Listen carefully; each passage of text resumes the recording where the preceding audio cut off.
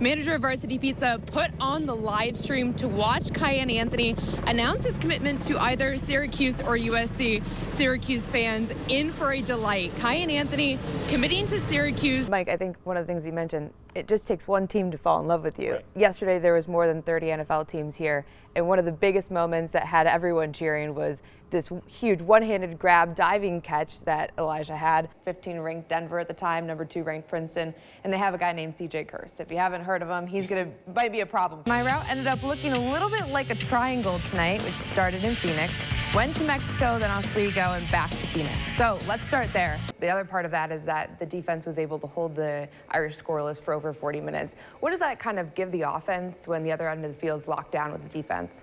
Syracuse's offense was electric today on Long Island. Joey Spallina getting some hometown superpowers. He led the charge today with 8 points on 4 goals and 4 assists. Orange is gearing up for an upset tomorrow against the number 1 ranked Cornell Big Red. This test, Christy, coming at the perfect time. SU riding a 6-game win streak. Syracuse football bouncing back after their first loss of the season with a 28-point win over Holy Cross and another outstanding performance from the Orange offense. 125 yards on the ground with LaQuint Allen leading the charge. For the Big Red, they kicked off the day with a thriller against the only team that have beaten them this season, Cornell, taking on Penn State looking for some revenge. The minute that Kyle McCord got here, there was an expectation for him to be a leader, and despite transferring in, Coach Fran knew that he had what it takes to unite this team to elevate their game to the next level. And while it's been a full week since Syracuse last played a game, they are eager to return to action. Hopefully, they're asleep by now, preparing for their game tomorrow. Down by 1 goal heading into the 4th quarter, the Big Reds offense dug deep,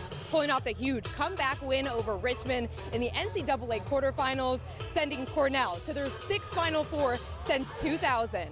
Let's do it. Let's kick it off. Yes. I can't see anything. Yeah, can't see anything. You're right. See That means they're working. Why do you like watching me play? Because you're the best. You're the best player on the team. Thank you.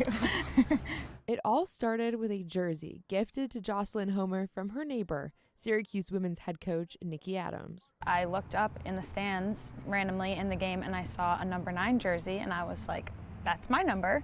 And after the game, she came up to me and asked for a picture and an autograph. A normal interaction for some was a huge milestone for 10-year-old Jocelyn. You know, she couldn't tell us what she wanted for dinner or why she was upset.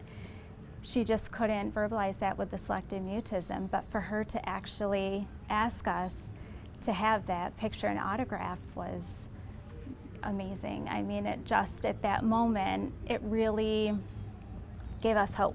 Selective mutism is a severe anxiety disorder that causes Jocelyn to freeze when trying to communicate.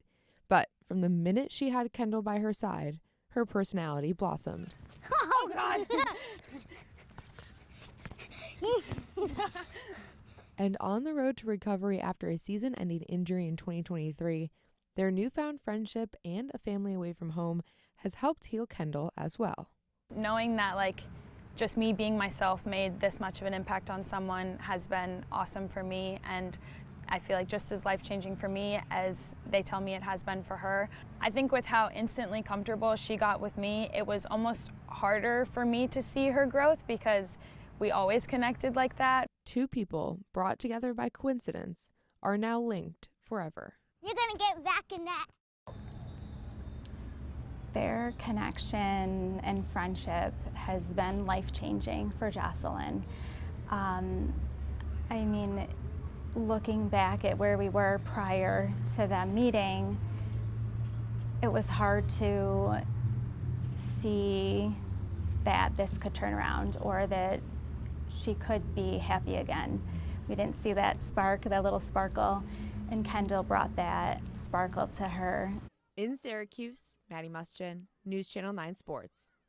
I looked at him in the dugout and I said, the worst thing that has probably happened to any of you young people just happened. So now we're just going to play softball. At the end of May, the Hamilton softball team was changed forever. Their teammate, Izzy Catania, passed away unexpectedly. A friend, teammate, and family member. I wasn't there for that conversation, but I know that somewhere along those lines they all decided we want to keep playing, and it's what she would have wanted. The Emerald Knights pushed forward in the season and won the section title less than a week after losing their number 18. But she was still with them on the field, the team bringing her jersey all the way to the state tournament. Just remembering that she's still like part of our team and she's watching over us, that was really comforting for a lot of us, and we were playing for Izzy. But after a fast start in the championship game, Hamilton found themselves down by 1 in the bottom of the 7th inning.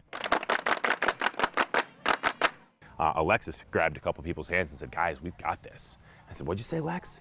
And she goes, "We've got this, coach." And they did, scoring 2 runs and rallying back to take home the Class D state title.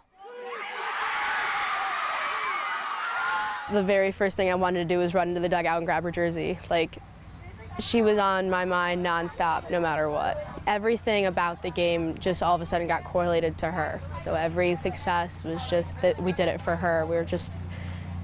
Everything was for her. A tragedy that would have ended some teams' seasons pushed the Emerald Knights to the program's first state title, leaning on each other every step of the way. Not just for them, I think for the community. You know, it was a bright spot for everyone to have a chance to say, hey, we're going to get behind this and we're going to be excited about this. We're going to cheer about this. And it lets us forget the sadness for just a little bit, you know, while they play. In Syracuse, Maddie Mustion, News Channel 9 Sports.